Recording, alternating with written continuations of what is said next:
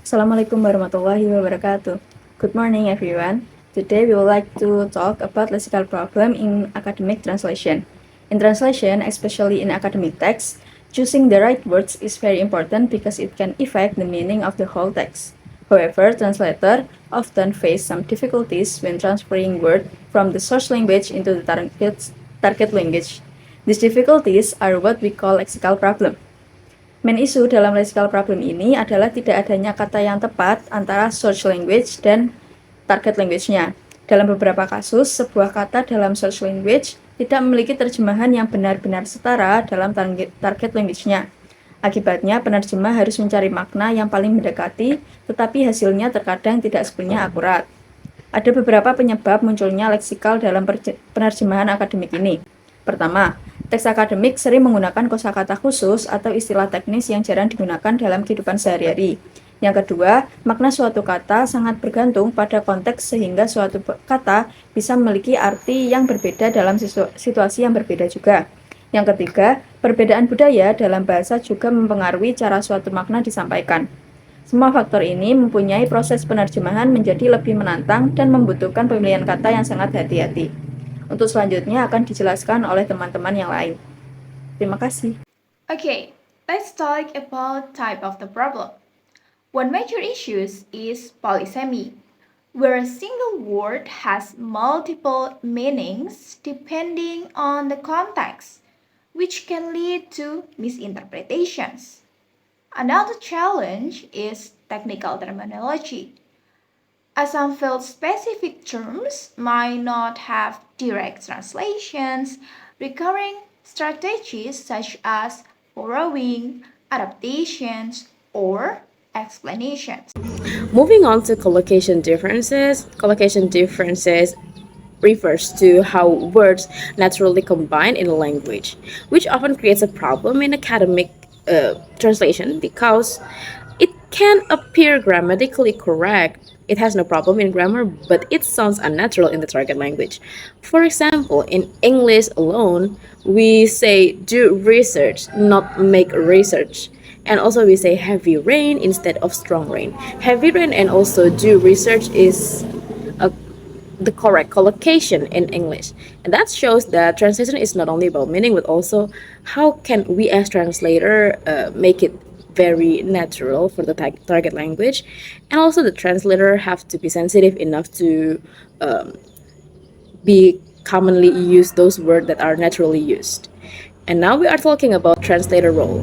The translator plays an important role in make sure that the translation is actually accurate, clear, and also natural, as I said before. And they have to understand the context. One word can have a lot of meaning or a double meaning, like significant. Significant can be important or also statistically important. And they have to able to do a subject knowledge because they have to avoid misunderstanding and also misconception. And lastly, translator can use appropriate techniques to solve those issues like rephrasing the idea, borrowing, that means taking the original term directly from the source language, and also adaptation, how they adjust the term to make it suitable for the target language. So here I am, will answer the first and the second question. The first question is about analyze why the lexical became the problem occur in academic translation. So this issue arises because there are some words in the source language. Additionally, in academic texts, contain highly specialized terms that carry specific meanings and sometimes cannot be replaced with general terms. Jadi dalam penerjemahan tidak bisa dengan seenaknya mengubah dari bahasa yang pertama ke bahasa yang kedua, terutama dalam akademik. Dalam dunia akademik, beberapa bahasa sudah disesuaikan dengan keadaan di dalam akademik itu sendiri. And the second question is give your own example and explain about the difficulty. So I give you an example, the word issue. Issue in English also can be as noun and also can be as verb. Jadi kata isu sendiri itu bisa menjadi noun dan juga bisa menjadi verb. Noun sendiri memiliki beberapa arti jika diterjemahkan dalam bahasa Indonesia. tergantung konteksnya. Yang pertama, topic of discussion, and the second one is a problem. If you want to write in academic text, for the example, money is a problem. If you want to make it more formal tone, you have to write money is not an issue. It will be sound more formal tone than the money is not a problem. Next is isu sebagai verb memiliki beberapa arti. I will give you two different meaning. The first one is make known. It means that to make something known formally, and the second one is give. For something, to give something to somebody, especially formally. For the example, you want to give someone a visa or permit. So you can say new member will be issued with temporary identity card. And for the other difficulty is sometimes the collocation. It's collocation. Beberapa kata itu kata kombinasi tidak bisa diartikan kata per kata. For the example, there are two example. The first one is rise and issue. As we know, rise itu terbit, tapi kita tidak bisa mengartikan rise and issue sebagai menerbitkan isu. Misalnya adalah mengangkat sebuah isu itu sendiri. And the second one is address and issue. Address and issue kalau diartikan sebagai address adalah sebuah alamat, itu juga bisa diartikan secara kasar. Maka address an issue lebih secara konteks adalah deal with a problem. I will explain question number 4 and 5. The first, I will explain about question number 4. How misunderstanding can affect overall meaning in academic text. The first is changing meaning. Yang pertama yaitu merubah makna academic text. Nah, ketika translator itu salah mentranslate suatu kalimat atau bahasa ke dalam target language, maka meaningnya akan berubah. Yang kedua yaitu less of accuracy. Jadi ketika academic text, apalagi especially academic text, itu pasti lebih fokus ke hal-hal yang formal dan istilah-istilah ilmiah yang paten atau kaku.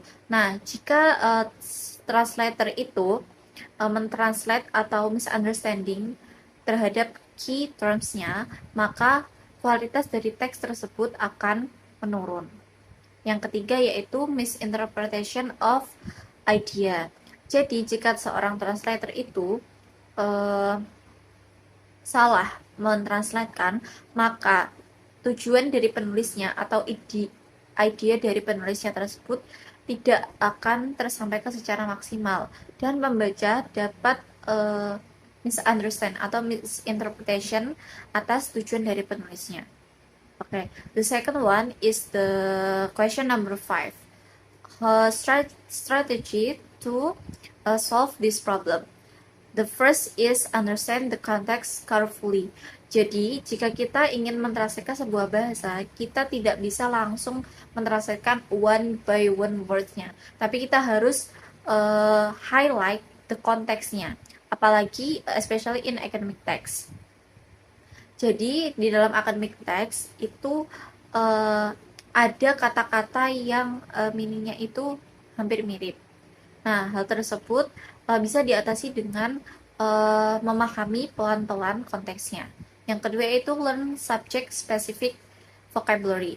Jadi di dalam academic text pasti ada istilah-istilah ilmiah, apalagi istilah kedokteran atau di bidang-bidang ekonomi. Nah, hal tersebut, cara mengatasi hal tersebut kita bisa mempelajari spesifik vocabulary-nya. Jadi kita bisa mempelajari istilah-istilah tersebut dan menemukan padanan kata yang cocok.